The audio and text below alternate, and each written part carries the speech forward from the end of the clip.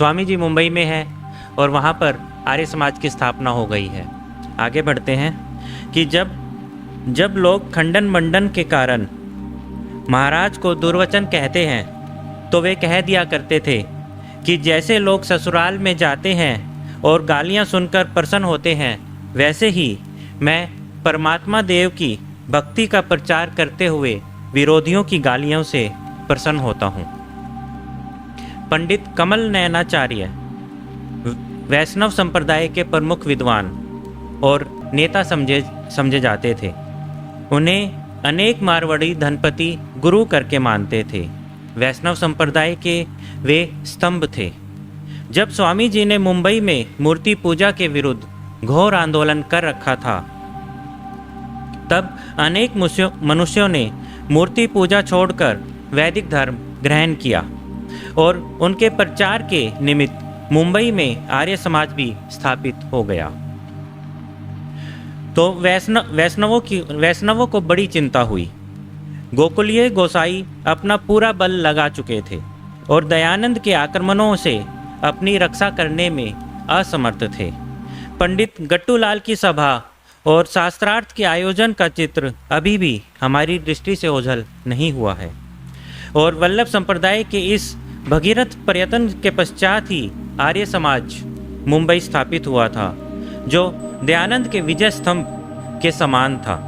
पंडित गट्टूलाल जब कुछ न कर सके तो पौराणिकों ने फिर अस्त्र शस्त्र संभालने का उपक्रम किया।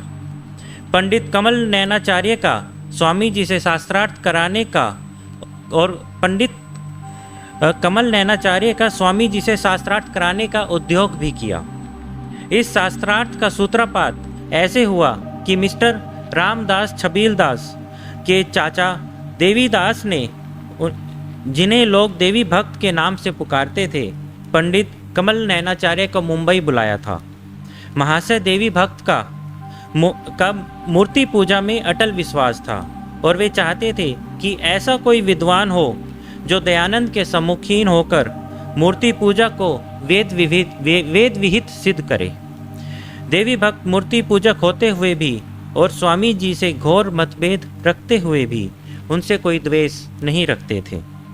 उनके भाई और भतीजे आर्य समाज के सदस्य हो गए थे, परंतु उन्होंने अपने विश्वास में कोई भी परिवर्तन नहीं किया था। वे पूर्ववत कट्टर मूर्ति पूजक थे, परंतु स्वभाव से अति सरल और सच्चे थे। स्वामी जी से उनका सद्भाव था और वे बहुधा उनके पास जाया करते थे।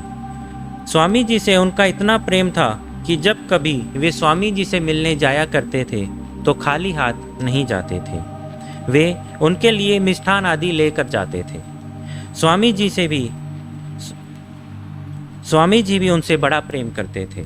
देवी भक्त स्वामी जी को एक आदर्श सच्चरित्र सन्यासी समझते थे और स्वामी जी भी उन्हें एक निष्कपट उत्तम प्रकृति के मनुष्य समझते थे। स्वामी जी उनकी भेंट को सहर्ष स्वीकार कर लेते थे और अधिकांश दशकों में बांट देते थे। एक दिन ऐसा हुआ कि देवी भक्त मिष्ठान लाए और स्वामी जी ने उसे ग्रहण कर लिया। थोड़ी देर बैठकर वे चले गए। उसके पश्चात उपस्थित मनुष्यों में से एक ने स्वामी जी से कहा कि आपको देवी भक्त की भेंट स्वीकार नहीं करनी चाहिए, क्योंकि वे आपके शत्रुओं के पृष्ठपोषक हैं। स्वामी जी ने उत्तर दिया कि मेरी दृष्टि में से देवी भक्त का किसी अपने अनुयायियों से भी अधिक सम्मान है और मैं धार्मिक मतभेद के कारण उनसे आपस के व्यवहार से प्रभावित नहीं होऊंगा।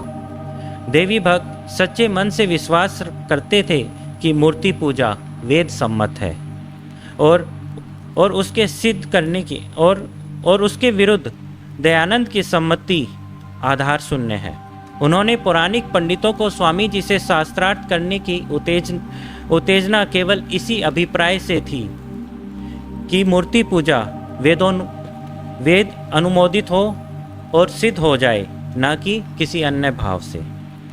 जब पंडित कमल नयनाचार्य मुंबई गए तो 31 मई सन 1875 को कागाबाड़ी के अंतर्गत नारायण बाड़ी में उनका एक व्याख्यान कराया गया।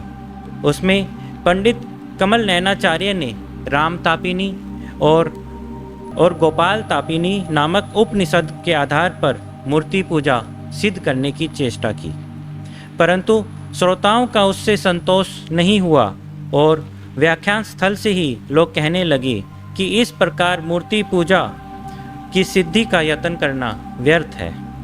चाहिए तो यह कि पंडित कमल नैनाचार्य फ्रामजी काउजी हाल या अन्यंत्र किसी प्रसिद्ध स्थान में दयानंद के सम्मुखीन होकर मूर्ति पूजा को वेद विहित सिद्ध करे। पंडित कमल नैनाचार्य व उसके किसी अनुयायी ने इस प्रस्ताव के उत्तर में कुछ भी ना कहा। पंडित कमल नैनाचार्य स्वामी जी से शास्त्रार्थ नहीं करना चाहते थे। एक बार अवश्य उन्होंने अपने अनुयायियों के अनुग्रह पर ऊपर से मन से कह दिया था कि हाँ वो करना चाहते हैं, परंतु पीछे उन्होंने इनकार कर दिया। इसके पश्चात घटनाक्रम ऐसा हुआ कि उन्होंने शास्त्रार्थ करने के लिए विवश होकर दयानंद के सम्मुख आना ही पड़ा।